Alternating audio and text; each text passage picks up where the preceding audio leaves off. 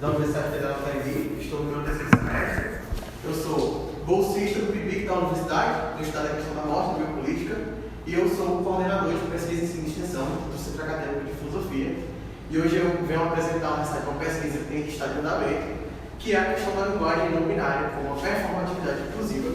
Essa é uma pesquisa que tem sido realizada por mim, por meu grupo de pesquisa, que é o grupo de pesquisa de Foucault, liderado pela professora Regiane, pelo professor Celestino da UFCA, e também as contribuições da minha mãe, que é doutora em letras, tem estudado linguística sistêmico-funcional. Então, quando a gente vai falar sobre linguagem não binária, a gente está falando sobre a performatividade. Por que ela é uma performatividade? Porque a gente está fazendo uma função, uma ação que ela não está escrita enquanto legal, enquanto aceita. Por isso que ela é uma performatividade inclusiva, porque ela busca trazer novas visões, novos pontos para aspectos da língua que não são tão utilizados, não são como corretos. Né? A gente começa com a parte do relatado do problema, que a gente começa a pensar no indivíduo quando pode ser nomeado. Nesse livro, Discurso de Ódio, a banda vai tratar uma visão de que o indivíduo passa a existir para a sociedade, para o meio, quando ele é enxergado pelo outro e quando ele é nomeado. Esse processo de nomeação, ele é um processo externo ao sujeito, ele não é um processo do indivíduo. E esse processo de nomear algo externo é algo problemático por quê? Muitas vezes não existe um processo de identidade entre aquilo que está sendo nomeado e o indivíduo. E é isso que a gente vê com a questão da linguagem não binária. Por que é uma questão que ela traz? Porque a nossa linguagem hoje ela é baseada no binarismo, no masculino e no feminino. Também no certo e no errado. E o que é o pensamento não binário? É que existem indivíduos que se identificam fora desse aspecto unicamente masculino e unicamente feminino. E que esses indivíduos eles não serão reconhecidos por a linguagem não binária. Então é importante tratar uma linguagem não binária que seja inclusiva para se referir a esses indivíduos. Eu também trabalho com o conceito de espaço de aparecimento da Hannah Arendt, que ela vai usar no livro A Condição Humana, em que ela vai trazer o espaço de que o ser humano ele vai se tornar reconhecível quando ele é público. Então, quando você acessa um espaço público e você consegue performar a partir disso. Então, esse conceito de espaço de aparecimento ele é muito caro, porque é um espaço que começa a ser debatido. Além disso, esse movimento vai começar a ganhar um corpo nas relações do cyberativismo e também ele cria uma onda forte como o movimento feminista da Costa Longa. Né? E é isso. A nossa principal espectro de pensamento ela é centrada na Butler, que vai trazer uma lógica de mundo fora do binarismo, fora do masculino e do feminino. E a Butler vai trabalhar essa noção nos mais diversos aspectos. Nas teorias de poder, na vida psíquica do poder, na questão dos corpos que importam, do discurso de ódio. Então esse recorte é feito a partir da visão da Butler, em que ela vai buscar pensar o mundo fora de uma lógica binária. Né? E esses pontos também têm relações com a sexualidade, até porque a nossa sociedade ela pensa sexo e gênero como se fossem o mesmo ponto, e eles são diferentes. Ele é um conceito performativo, porque ele não é puramente intelectual, ele não é puramente falável, ele é um conceito que também exige uma prática, e ele também está envolvido no sistema linguístico, por quê? Toda a nossa função linguística social ela é fundamentada no sistema linguístico, então reconhecer que existem indivíduos que estão fora do sistema linguístico atual é importante porque dá espaço de aparecimento para esses indivíduos. Passando para esse ponto, a gente vai falar sobre a necessidade de ter um diálogo, que é uma coisa que nesse momento existe muito pouco e também ela está muito centrada dentro da academia e dentro das redes sociais, mas isso não alcança a população de uma forma geral. Né? O pensar na linguagem não binária é reconhecer um espectro de indivíduos que existem, que se reconhecem como não binários, mas eles não são reconhecidos pelos que estão de fora, nem pela linguagem. E aí essa posição do Câmara Júnior é muito fundamental, porque vai definir uma lógica de que o feminino é desconsiderado e o masculino vai ser tido como universal. Então a visão vai abordar o todo, o que é uma visão problemática, porque a gente sabe que existe uma relação de domínio, existe uma relação de poder para legitimar esse discurso. Então o masculino representa o universal, porque a gente vai performar e vai legitimar um discurso que fala que isso aqui é normal, tá? E qual é a nossa visão do trabalho? É quebrar essa lógica binária a partir disso. Então, o masculino não representa o universal, até porque a gente tem várias situações de poder e vários esquemas de construção da linguagem que estão definidos a partir disso, que continua sendo não binário, né? O problema é esse ponto.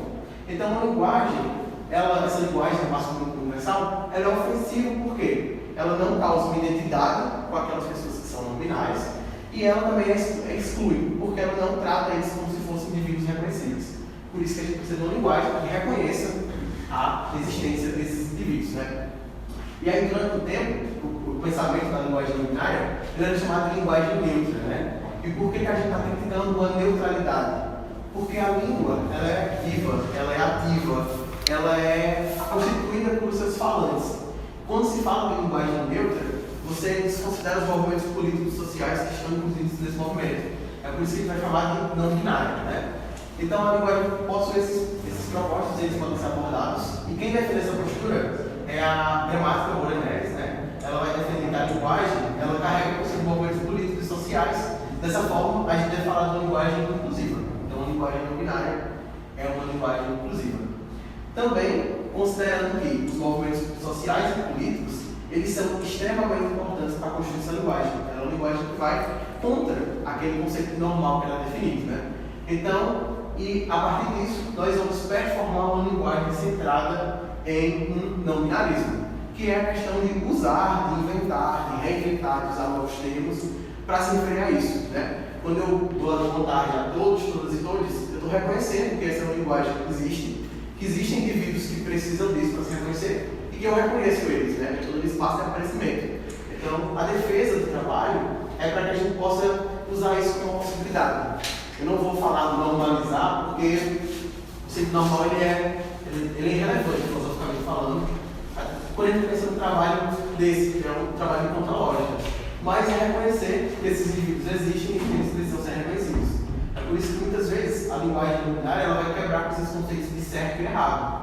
Porque o conceito de certo e o conceito de errado, ele está centrado numa lógica binarista, de definir aquilo como certo. E como ele é um sistema que foge dessa lógica, as lógicas do verdadeiro e falso não vão se aplicar a ele. É por isso que a gente precisa pensar no sistema que está fora para isso.